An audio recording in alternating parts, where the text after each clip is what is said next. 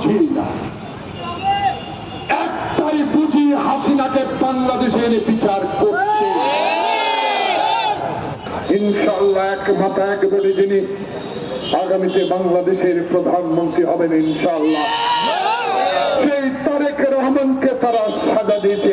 তারা এখনো আপনাদের আশেপাশে ঘুরছে প্রিয় ভাইয়েরা, তাই এদেরকে সাবধানের সহিত পদচারণ করার দিকে নজর রাখতে হবে।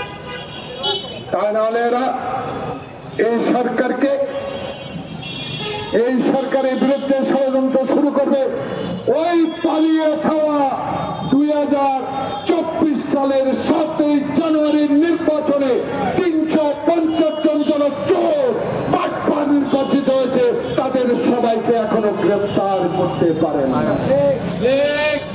এরা এখনো কোথায় আছে আমরা জানি না। কেন বেনজিরকে এখনো আইনের আওতায় আনা হলো না? কেন আজিজকে এখনো আইনের আওতায় আনা হলো না? আরে হাসিনা না হয় পার্শ্ববর্তী দেশে পালিয়েছে। কালকে দেখলাম স্বরাষ্ট্র সচিব ফরেন সেক্রেটারি বলেছেন যদি বিচার বিভাগ চায় তাহলে হাসিনাকে আনার ব্যবস্থা করা যেতে পারে। যাওয়া টাওয়া বুঝি না, একটাই বুঝি, হাসিনাকে বাংলাদেশে এনে বিচার করছে।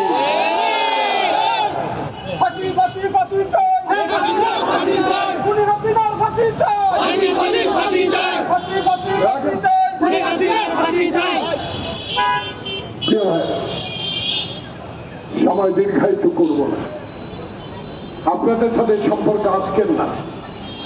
আমি আমার এলাকায় 30 বছর যাবৎ এমপি ছিলাম।